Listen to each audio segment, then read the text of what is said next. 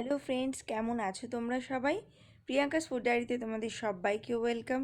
আজকে এমন দুটো রান্না করব, তবে এই রান্নাগুলো কিন্তু কোনো ভাইরাল রেসিপি নয়, কারণ যুগ যুগ ধরে এই রান্নাগুলো আমাদের বাড়িতে হয়ে আসছে। একটা হলো কাঁচা কচু বাটা, আর একটা হলো কচু বাটা যেটা তেলের পরে কষিয়ে নেব।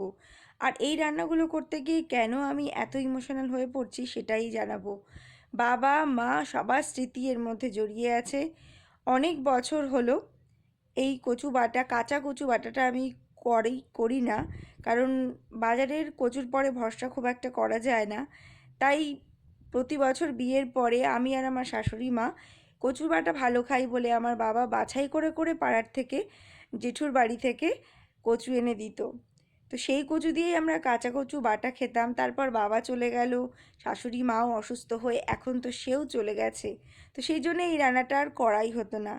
আজ অনেক বছর পরে মা আবার এই কচু নিয়ে এসেছে সেই বাড়ি থেকেই। তো সেই জন্য ভাবলাম এই কাঁচা কচু বাটা তো এবার করতেই হবে, আর সেটা অবশ্যই তোমাদের সাথে শেয়ার করব। আর এটা কিন্তু কোনো ভাইরাল রেসিপি, ইউটিউব দেখা রেসিপি নয়। এটা কিন্তু একেবারে আমার শাশুড়ি মায়ের রেসিপি, এবং এটারও একটা অন্য গল্প আছে, সেটাও তোমাদের জানাবো। তার আগে দেখাই, কচুটাকে কিন্তু মানকচু খুব ভালো করে মোটা করে খোসা ছাড়িয়ে আমি গ্রেট করে নিয়েছি। তারপর এটা থেকে আমি চিপে দুধটা ফেলে দেব, কারণ মা বলতো, মানে আমার শাশুড়ি মা, যে এই দুধটা চিপে ফেলে দিলে নাকি গলা চুলকানোর ভয়টা অনেকটাই কমে যায়। আর এই যে আমি দু হাত দিয়ে এইভাবে এই কচুটা হাত দিচ্ছি, শুধুমাত্র ওই ভরসা করা যায় ওই বাড়ির কচুটা বলেই, কারণ বাজারের কচু হাত দিলেই কিন্তু হাত চুলকাবে। আর এবারে আমি একটা বাটিতে কচু, নারকেল আর নুন আর সর্ষে, কাঁচা লঙ্কা, এই সবটা দিয়ে একটা পেস্ট বানিয়ে নিয়েছি। এরপর সেটা নুন আর সামান্য সর্ষের তেল দিয়ে এটাকে ভালো করে মেখে নেব। গরম গরম ভাতে কিন্তু এটা খাওয়ার জন্য একদম রেডি। শীতকালের দিনে সকালবেলায় রোদে পিঠ দিয়ে ধোয়া ওঠা গরম গরম ভাত দিয়ে এইটা কিন্তু তোমরা অবশ্যই ট্রাই করতে পারো। আর আমার মনে হয় এটা এখন ট্রাই করোনি এমন লোক মনে হয় খুব কমই আছে। যারা এটা খেতে না কখনো, তারাও হয়তো সেই ভাইরাল সিনেমা দেখার পর কিন্তু খাওয়া শুরু করেছো। আর অন্যদিকে বানাচ্ছি আরও একটা কচু বাটার রেসিপি। তার জন্য কিন্তু কচুটা আমি গ্রেট করে তারপর বেটে নিয়েছিলাম।